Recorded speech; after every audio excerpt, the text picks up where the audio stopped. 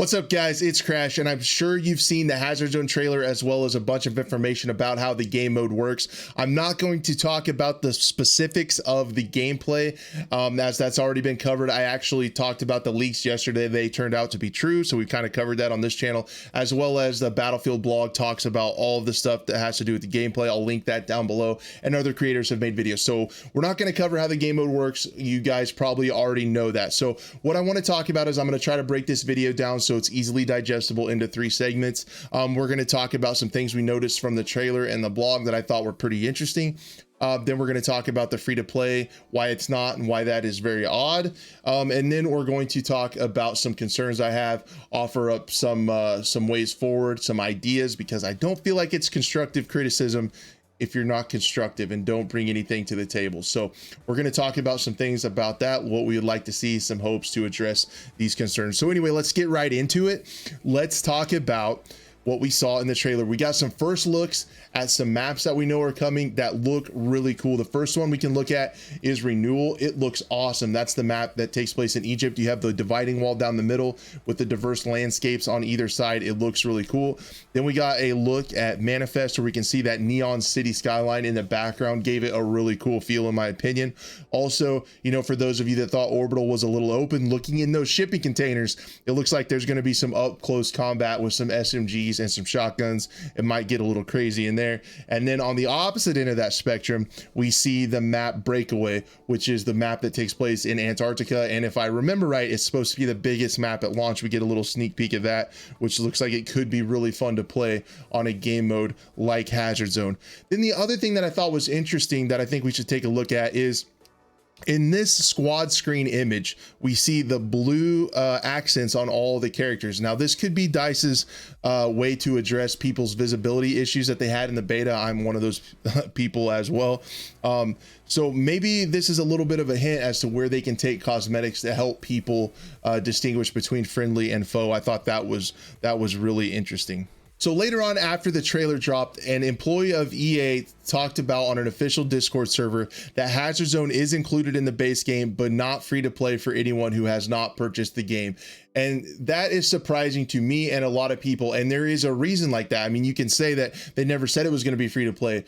I would argue they have hinted at a free-to-play mode. They've actually outright said this would have a free-to-anchor component to it, and I want to show you guys that. So in the last conference call, when asked about the launch window and how it compete up against other larger free-to-play games, Andrew Wilson answered, and he said it will include some free-to-anchor components and really change the nature of what happens from launch to launch. So that's why this not being free-to-play is kind of surprising to me. We've seen all 3 modes that are going to come out with the game at launch, and it makes me wonder, are they going to make Hazard Zone or one of these modes free to play later, get all those pre-orders, get the initial launch purchases and things like that, and then make it free to play?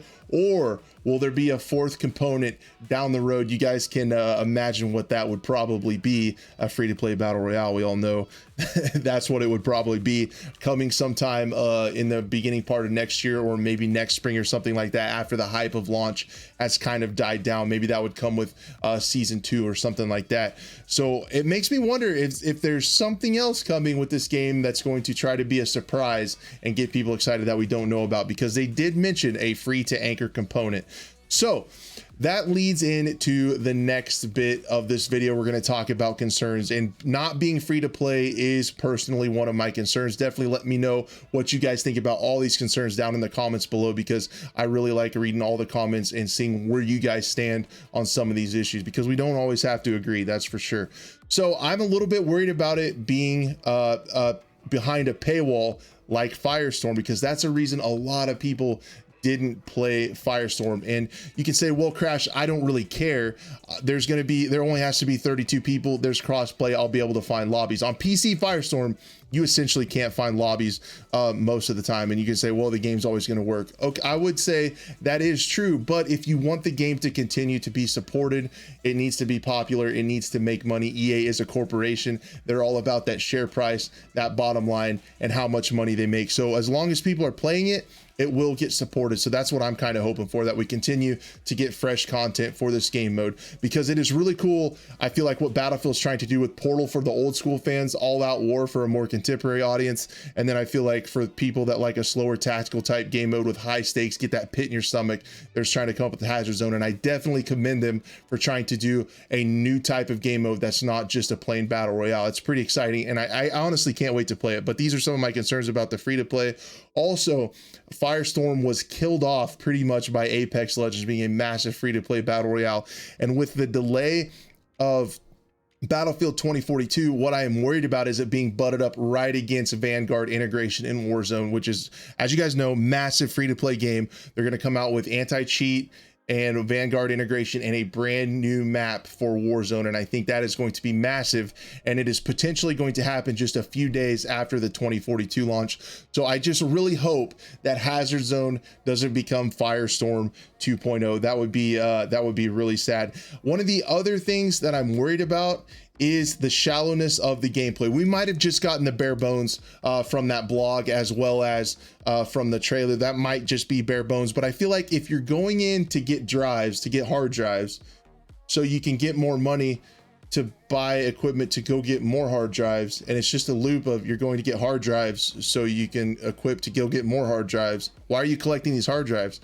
So I can get more hard drives. Like, I hope they add something to give this a little bit more high stakes and RPG elements, such as, like I said in my last video, I hope there's maybe some really cool cosmetics you can pay for with that dark market currency, because if it's easy to obtain, people are just going to play this like a battle royale. They're just going to want to go in for kills, and that might not work out as well with only 32 players on these massive maps. So that's going to be really interesting to see if they add something to help keep people coming back, to get people addicted. I like games like that. Maybe like Tarkov has the hideout that you can upgrade and things like that, add a shooting range, stuff like that. Hopefully they add something, maybe like, you know, your room on the Exodus, you can add things to that.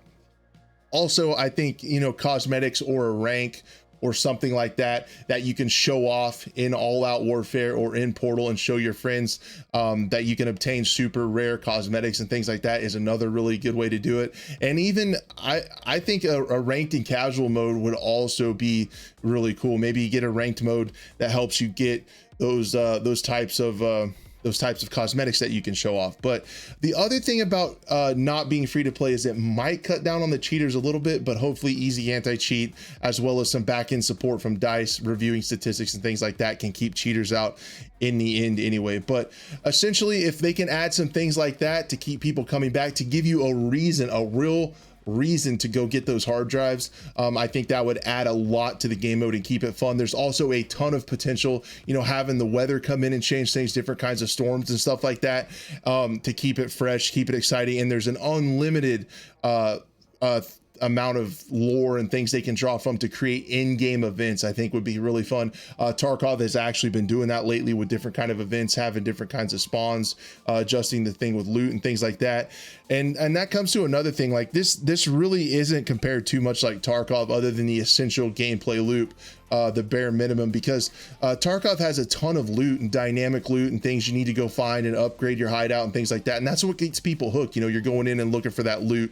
If really that only kind of loot is just a hard drive out of a satellite and it's the same thing and that's all you're looking for, I feel like that could get a little bit old really quick. So I hope there's other things you can find on the map that give it a little bit more of that survival or scavenger feel to it, and add a little bit of depth to the game mode, because as it stands now, essentially I think the Tarkov comparisons are a little off base at this point.